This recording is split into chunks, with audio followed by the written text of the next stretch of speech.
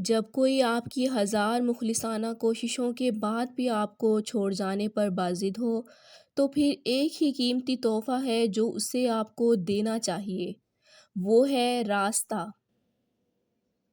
جب نظر انداز ہونا شروع ہو جائیں تو کنارہ کر لیں، کیونکہ وضاحتیں کبھی بھی آپ کا کھویا ہوا مقام واپس نہیں لا سکتی۔ ہاں، مگر خاموشی آپ کو مزید تذلیل سے ضرور بچا لیتی ہے۔ فاتحہ لوگوں کے مرنے پہ نہیں، احساس کے مرنے پر پڑھنی چاہیے، کیونکہ لوگ مر جائیں تو صبر آ جاتا ہے، مگر احساس مر جائے تو معاشرہ مر جاتا ہے۔